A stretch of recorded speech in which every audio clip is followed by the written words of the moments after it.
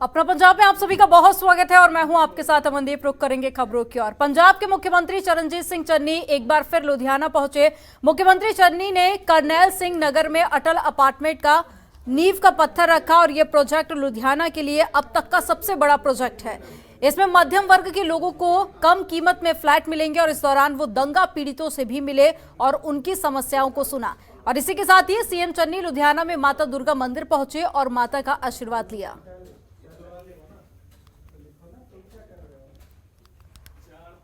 तो मुख्यमंत्री चरणजीत सिंह चन्नी लुधियाना के दौरे पर रहे, जहां मंदिर पहुंचकर माता का आशीर्वाद लिया, तो साथ ही दंगा पीड़ितों की समस्याओं को भी उन्होंने सुना और साथ ही अटल अपार्टमेंट का नींव का पत्थर भी सीएम चन्नी ने रखा।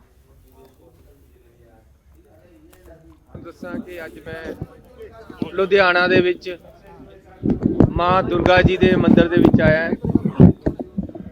ਮੰਦਿਰ ਕਮੇਟੀ ਨੇ ਸਾਡੀ ਨਾਲ 11 ਕਨਾਲ ਜਗ੍ਹਾ ਪਈ ਹੈ, ਜਿਹਦੇ ਵਿੱਚ ਥਾਣਾ ਹੈ, ਉਹ ਮੰਦਿਰ ਦੇ ਅੰਦਰ ਆਉਂਦੀ ਹੈ। ਮੰਦਿਰ ਕਮੇਟੀ ਨੇ ਮੰਗ ਕੀਤੀ ਹੈ ਕਿ ਇਹ 11 ਕਨਾਲ ਜਗ੍ਹਾ ਮੰਦਿਰ ਨੂੰ ਦੇ ਦਿੱਤੀ ਜਾਵੇ। ਇੱਕ ਮੰਦਿਰ ਦੇ ਵਿੱਚ ਛੋਟਾ ਹਸਪੀਟਲ ਵੀ ਇਹਨਾਂ ਨੇ ਚਲਾਇਆ ਹੋਇਆ, ਓਪੀਡੀ ਕਰਦੇ ਆ। ਸੋ ਅਸੀਂ ਇਹ 11 ਕਨਾਲ ਜਗ੍ਹਾ ਮੰਦਿਰ ਨੂੰ ਦੇ ਰਹੇ ਹਾਂ। ਇਹ ਜਿਹੜਾ ਇੱਥੇ ਥਾਣਾ ਚੱਲਦਾ ਇਹਨੂੰ ਇੱਥੋਂ ਸ਼ਿਫਟ ਕਰ ਦਿੱਤਾ ਜਾਏਗਾ ਨਵੀਂ ਬਿਲਡਿੰਗ ਦੇ ਵਿੱਚ। ਤੇ ਜਿਹੜਾ ਇਹ ਹਸਪੀਟਲ ਚਲਾਉਣਾ ਚਾਹੁੰਦੇ ਮੰਦਿਰ ਕਮੇਟੀ ਵਾਸਤੇ, ਅਸੀਂ ਇੱਕ ਨਵੀਂ ਜਗ੍ਹਾ ਜਿੱਥੇ ਇਹ ਸਿਲੈਕਟ ਕਰ ਲੈਣਗੇ, ਉਹ ਅਸੀਂ ਇਹਨਾਂ ਨੂੰ ਮੰਦਿਰ ਕਮੇਟੀ ਨੂੰ ਹਸਪੀਟਲ ਬਣਾਉਣ ਵਾਸਤੇ ਦੇਵਾਂਗੇ। ਕਿਉਂਕਿ ਬਹੁਤ ਵੱਡੀ ਸਮਾਜ ਸੇਵਾ ਇੱਥੇ ਹਸਪੀਟਲ ਦੇ ਓਪੀਡੀ ਦੇ ਰੂਪ 'ਚ ਚੱਲ ਰਹੀ ਹੈ। ਉਹ ਇਹ ਨਵੀਂ ਜਗ੍ਹਾ ਕਰਨਗੇ ਤੇ ਇਹ ਸਾਰੀ ਜਗ੍ਹਾ 11 ਕਨਾਲ ਪਲੱਸ ਇਹ ਓਪੀਡੀ ਵਾਲਾ ਸੈਂਟਰ ਪਲੱਸ ਮੰਦਿਰ, ਇਹ ਸਾਰੀ ਦੁਰਗਾ ਮੰਦਿਰ ਵਾਸਤੇ ਜਗ੍ਹਾ ਰਹੇਗੀ। ਇਹ ਅੱਜ ਅਸੀਂ ਇੱਥੇ ਫਾਈਨਲ ਕਰ ਲਿਆ ਸਰਕਾਰ ਵੱਲੋਂ ਤੇ ਇਹ ਜਗ੍ਹਾ ਇਹਨਾਂ ਨੂੰ ਸ਼ਿਫਟ ਕਰ ਦਿੱਤੀ ਜਾਏਗੀ। ਇਸ ਤੋਂ ਇਲਾਵਾ ਪੰਜਾਬ ਦੇ ਵਿੱਚ ਜਿਨ੍ਹਾਂ ਲੋਕਾਂ ਨੇ ਨਸ਼ੇ ਫੈਲਾਏ ਹੈ, ਜੇ ਬੜੇ ਸੌਦਾਗਰ ਜਿਨ੍ਹਾਂ ਨੂੰ ਕਹਿੰਦੇ ਆ, ਬੜੀਆਂ ਮੱਛੀਆਂ ਜਿਨ੍ਹਾਂ ਨੂੰ ਕਹਿੰਦੇ ਆ, ਉਹਨਾਂ ਦੇ ਖਿਲਾਫ ਐਸੀ ਕਾਰਵਾਈ ਆਰੰਭ ਕਰ ਦਿੱਤੀ ਹੈ। ਦੂਸਰਾ, ਜਿਨ੍ਹਾਂ ਲੋਕਾਂ ਨੇ ਐਸਸੀ ਸਕਾਲਰਸ਼ਿਪ ਦੇ ਵਿੱਚ ਘਪਲਾ ਕੀਤਾ ਹੈ, ਉਹਨਾਂ ਦੇ ਖਿਲਾਫ ਵਿਜੀਲੈਂਸ ਵੱਲੋਂ ਪੰਜਾਬ ਦੇ ਵਿੱਚ ਐਸੀ ਕਾਰਵਾਈ ਸ਼ੁਰੂ ਕਰ ਦਿੱਤੀ ਹੈ। ਤੀਸਰਾ, ਜਿਨ੍ਹਾਂ ਨੇ ਇਰੀਗੇਸ਼ਨ ਸਕੈਮ ਕੀਤਾ ਹੈ, ਉਹਨਾਂ ਦਾ ਕੇਸ ਚੱਲ ਰਿਹਾ ਹੈ। ਜਿਹੜੇ ਲੋਕ ਬਚ ਗਏ ਆ ਉਹਨਾਂ ਦੇ ਖਿਲਾਫ ਵੀ ਅਸੀਂ ਕਾਰਵਾਈ ਸ਼ੁਰੂ ਕਰ ਦਿੱਤੀ ਹੈ।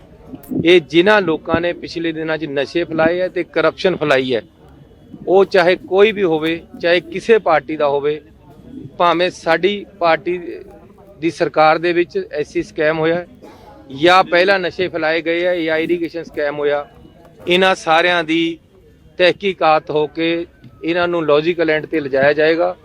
ਜਿਹੜੇ ਬੱਚੇ ਵਿੱਚ ਇਨਵੋਲਵ ਹੈ ਉਹਨਾਂ ਤੇ कार्रवाई होएगी। 2022 में क्या एजेंडा लेकर के कांग्रेस जा रही है पब्लिक के बीच? अभी सरकार की बात करो, जब इलेक्शन की बात आएगी तब करेंगे।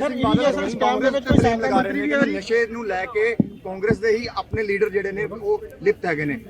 मैं ये कह रहा, चाहे कोई कांग्रेसी है, चाहे कोई कांग्रेस या किसी भी पार्टी के बाहर है, चाहे बीएसपी का है, चाहे अकाली है, कोई भी उन्हें क्राइम करता हो, चाहे वो ਸਕੈਮ ਕਰਦਾ ਐਸਸੀ ਸਕਾਲਰਸ਼ਿਪ ਦਾ, ਚਾਹੇ ਉਹ ਇਰੀਗੇਸ਼ਨ ਦਾ ਕਰਦਾ ਹੈ, ਚਾਹੇ ਉਹ ਨਸ਼ਿਆਂ ਦਾ ਕਰਦਾ, ਐਸੀ ਬਖਸ਼ਣਾ ਨਹੀਂ ਹੈ।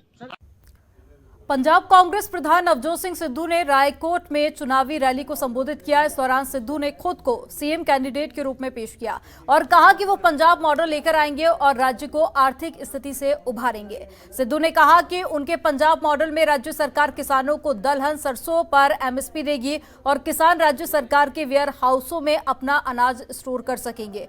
इसी के साथ ही सिद्धू बिजली के मुद्दे पर सीएम चन्नी की तारीफ करते हुए भी नजर आए। उन्होंने कहा कि सीएम चन्नी ने बिजली सस्ती की है, जो काबिले तारीफ है। और इसी के साथ ही सिद्धू आप प्रमुख अरविंद केजरीवाल और साथ ही शिरोमणि अकाली दल के प्रधान सुखबीर सिंह बादल पर भी बरसे और कहा कि केजरीवाल झूठे हैं, वो लुधियाना में एयरपोर्ट की जरूरत बता रहे हैं, जबकि हमने तो पहले ही हलवारा में एयरपोर्ट बनाना शुरू कर दिया है।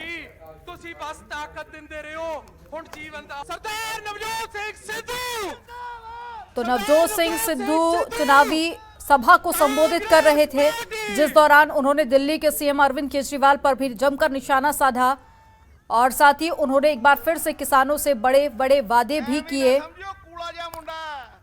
और साथ ही कहा कि अगर एक बार फिर से पंजाब में कांग्रेस की सरकार जीत कर आती है तो पंजाब मॉडल पेश किया जाएगा और साथ ही किसानों को एमएसपी की गारंटी भी दी जाएगी।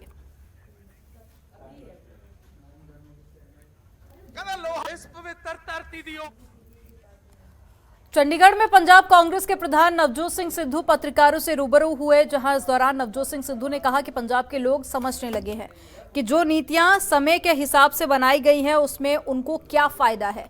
आगे सिद्धू ने कहा कि सीड की प्रोसेसिंग पंजाब में हुआ करेगी।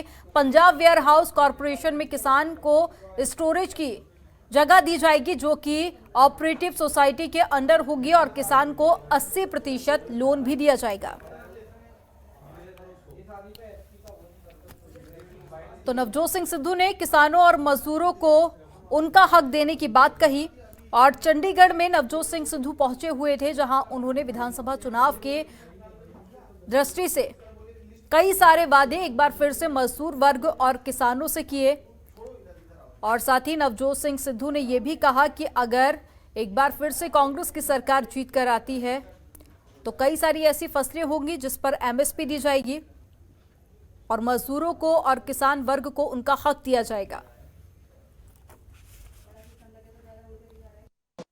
देखो पहले ही कह चुके हैं कि पंजाब मॉडल ਦੀਆਂ ਝਲਕਾਂ ਜਿਹੜੀਆਂ ਨੇ ਹੌਲੀ ਹੌਲੀ ਪੰਜਾਬ ਦੇ ਲੋਕ ਸਮਝਣ ਲੱਗ ਗਏ ਆ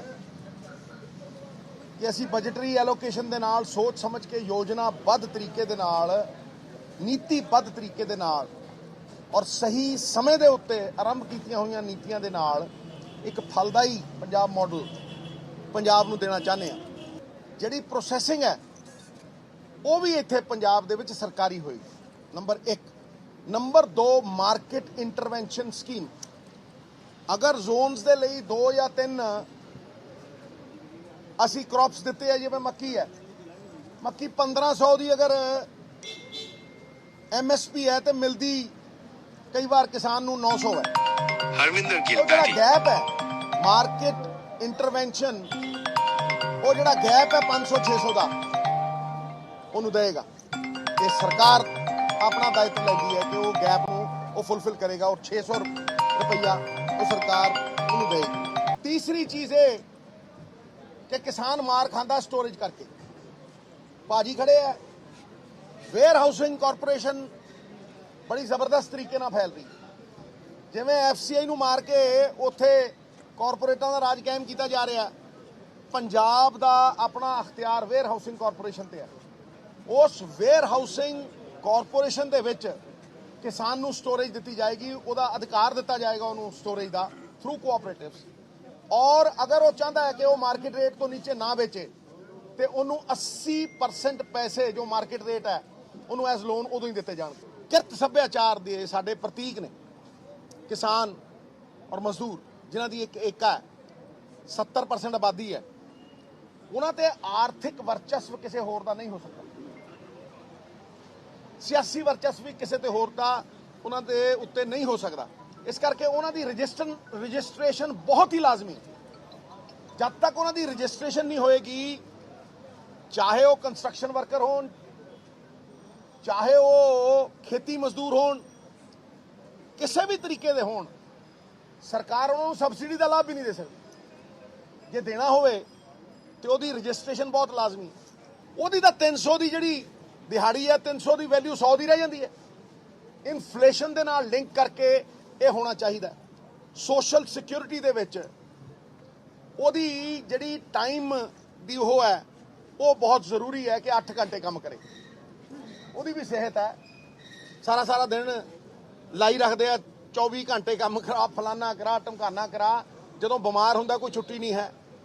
ਇਹ ਜਿਹੜੀ ਸੋਸ਼ਲ ਸਿਕਿਉਰਿਟੀ ਹੈ ਔਰ ਉਹਦੇ ਵਰਕਿੰਗ ਆਵਰਸ ਨੂੰ ਰੈਗੂਲੇਟ ਕਰਨਾ, that is the word.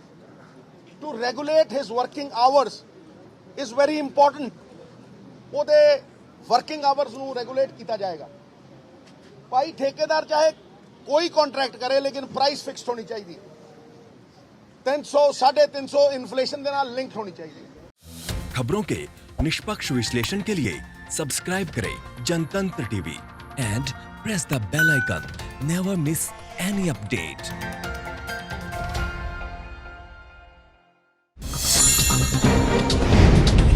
Download कीजिए जनतंत्र टीवी ऐप को, जो कि अवेलेबल है गूगल प्ले और ऐप स्टोर पर।